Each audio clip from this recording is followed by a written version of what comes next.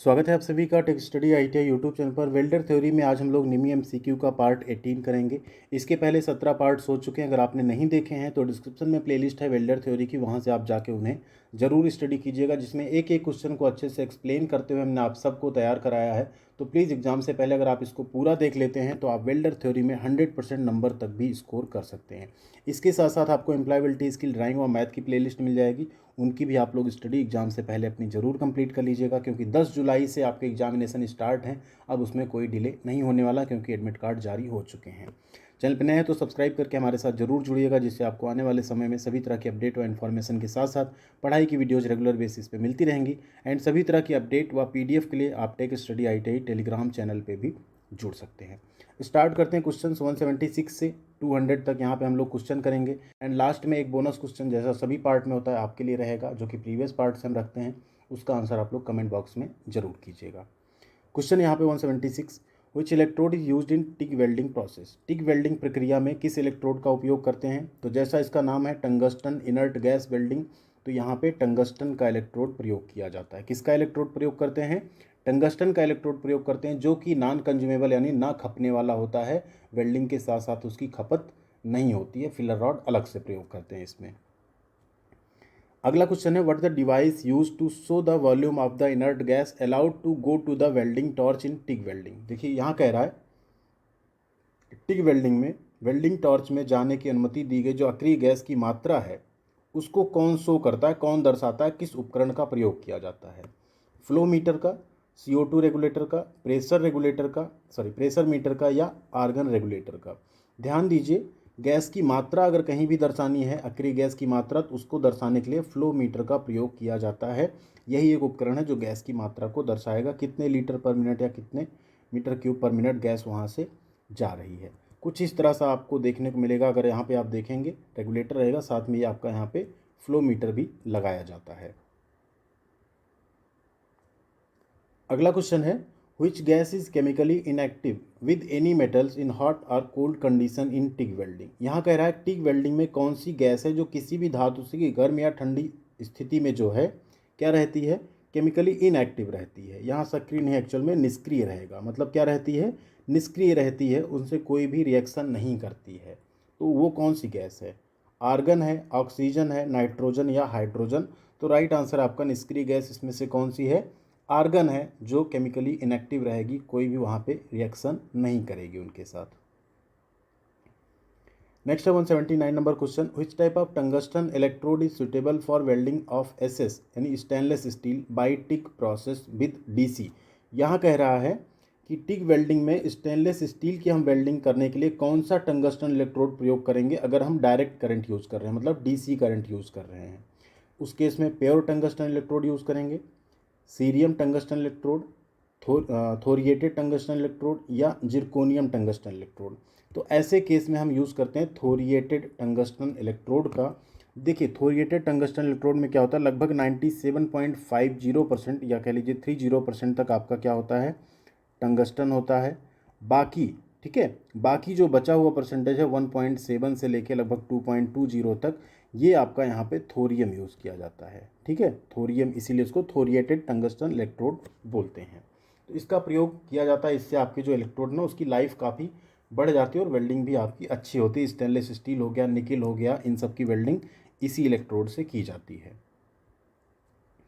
180 number question है, what the process of replacing the air in a pipe with argon gas that will not react with the root of the weld. Argon gas के साथ pipe में हवा को बदलने की प्रक्रिया क्या है जो वेल्ड की रूट के साथ प्रक्रिया नहीं करेगी? पोरिंग कहते हैं उसे, पर्जिंग कहते हैं, प्री फिलिंग, या पूल वेल्ड। तो ऐसे केस में ना इसे हम कहते हैं पर्जिंग। जब भी आप क्या करते हैं, एयर मतलब यहाँ पे एयर को क्या कर रहे हैं, रिप्लेस कर रहे हैं किससे? आर्गन गैस से, उसे हम लोग क्या कहते हैं, पर्जिंग। ठीक है, आर्गन पर्जिंग कह सकते हैं उसे। क्वेश्चन नंबर 181 है, which electrode is use to produce arc in GTAW process. देखिए फिर से वही क्वेश्चन आ रहा है घूम घूम के अलग अलग तरीके से। गैस टंगस्टन आर्क वेल्डिंग में आर्क का उत्पादन करने के लिए किस इलेक्ट्रोड का उपयोग किया जाता है? MS इलेक्ट्रोड का, कास्ट आयरन इलेक्ट्रोड का, टंगस्टन इलेक्ट्रोड का, या स्टेनलेस स्टील इलेक्ट्रोड का?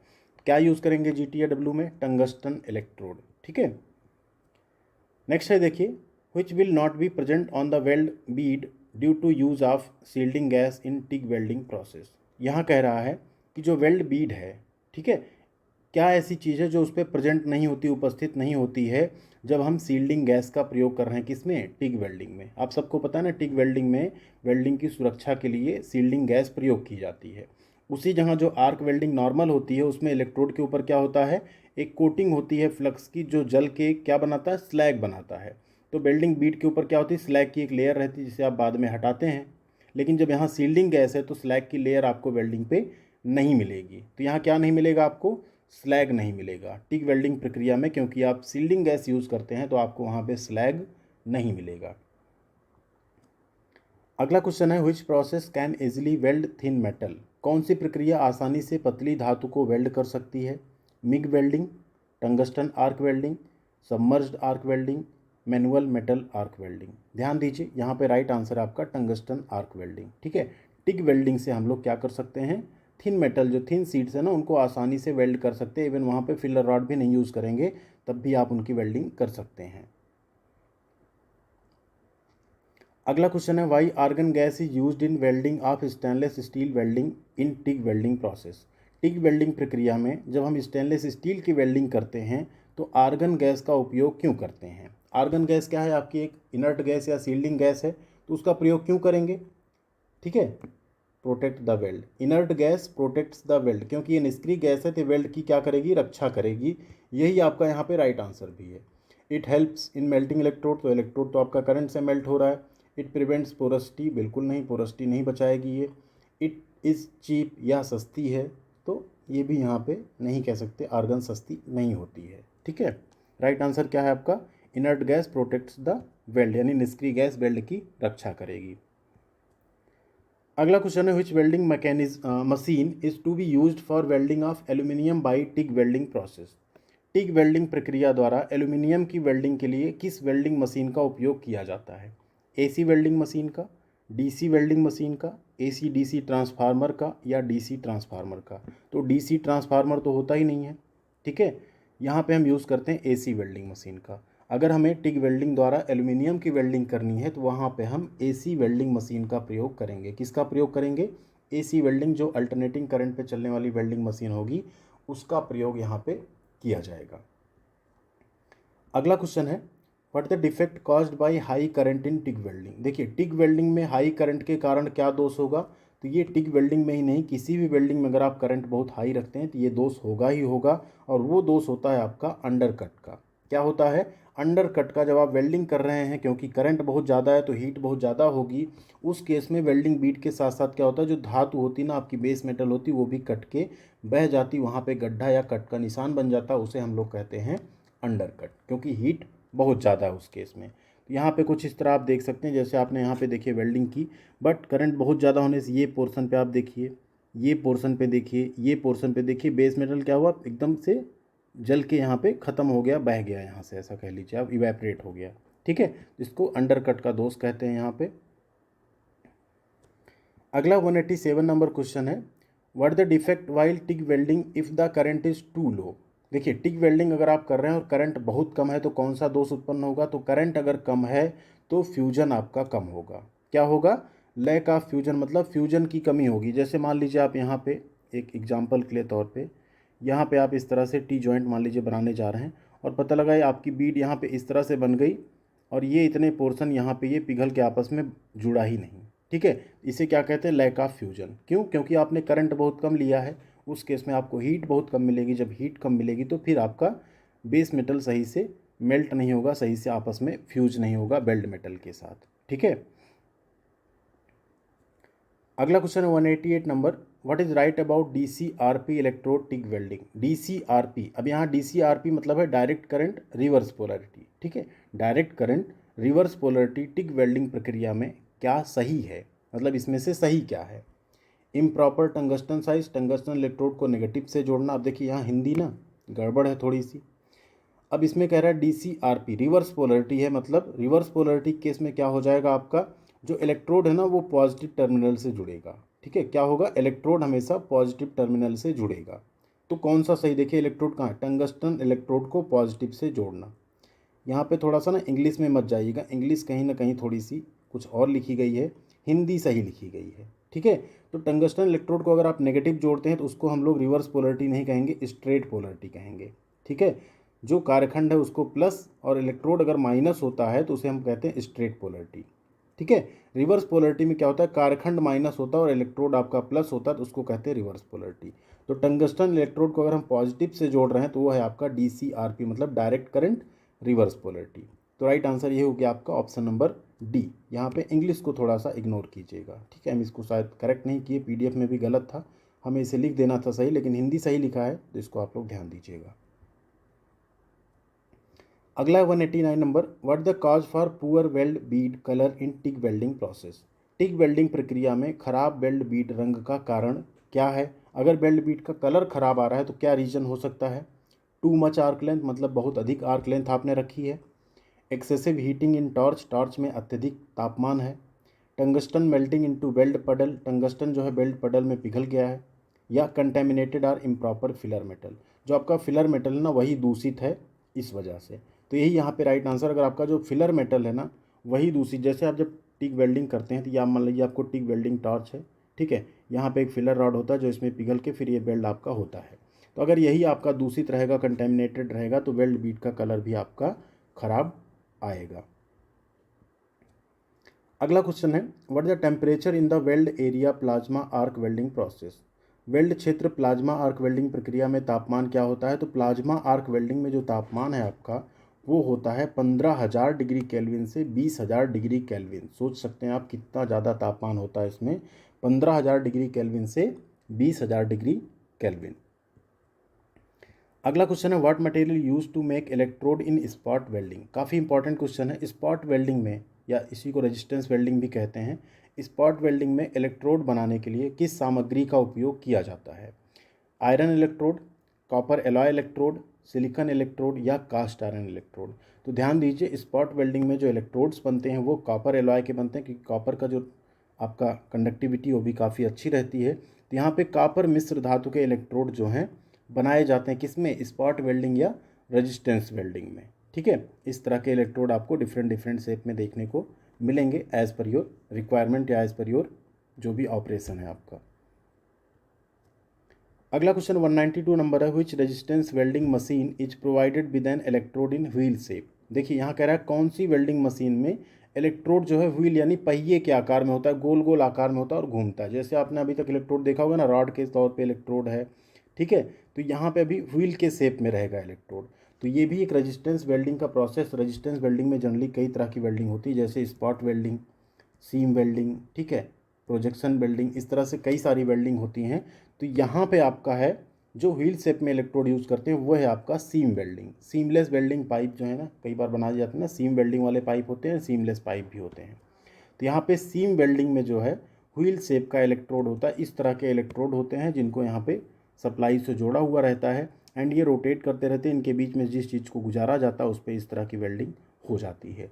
जनरली पाइप वगैरह मैन्युफैक्चर करने में इस तरह के वेल्डिंग प्रोसेस जो हैं प्रयोग किए जाते हैं, ठीक है। अगला क्वेश्चन है, what the name of part marked as X in the plasma arc welding. ये आपकी प्लाज्मा आर्क वेल्डिंग है, तो इसमें एक्स के रूप में चिन्हित भाग का नाम बताना है। बेसिकली आपकी ना ये नोजल है, क्या है, नोजल है, ठीक है। तो राइट आंसर क्या हो गया आपका यहाँ पे, नोजल, ठीक। यहाँ पे बीच में जो दिया है इसको हम लोग इलेक्ट्रोड बोलते हैं। क्या बोलते हैं इसको, इलेक्ट्रोड, ठीक है।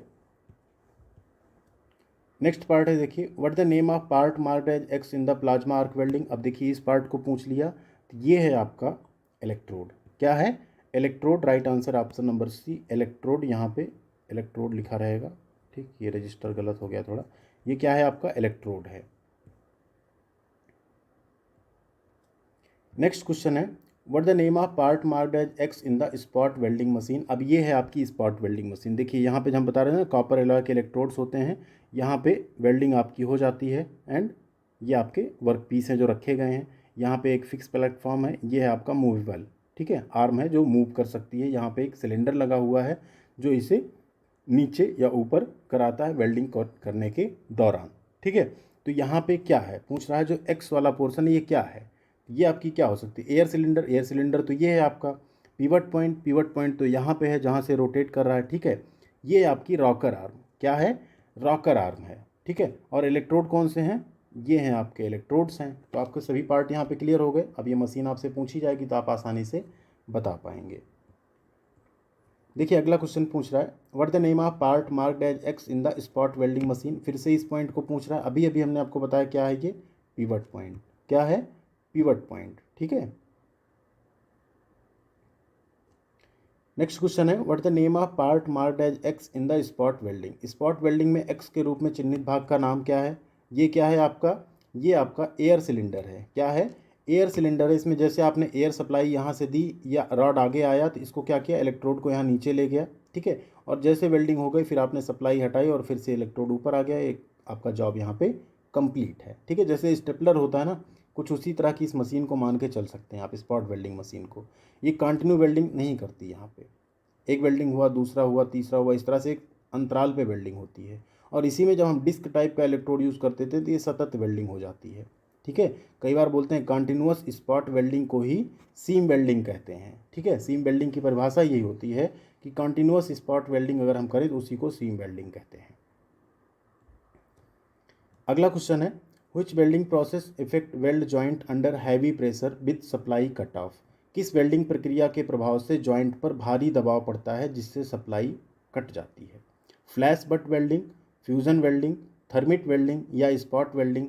तो यहाँ पे आपका राइट आंसर है फ्लैश बट वेल्डिंग, ठीक है। इसमें वेल्ड जॉइंट पे यहाँ पे हैवी प्रेशर अप्लाई किया जाता है, ठीक है। देन वहाँ पे कटआउट हो जाता है। इसके बाद आप देखेंगे इस तरह से उभरा हुआ पोर्शन आपको मिल जाता है और यहाँ पे वेल्डिंग आपकी हो जाती है। ये फिक्स इलेक्ट्रोड होता है यहाँ पे और ये मूवेबल इलेक्ट्रोड वाला पोर्शन होता है आपका, ठीक है। ये है आपका क्या, फ्लैश बट वेल्डिंग।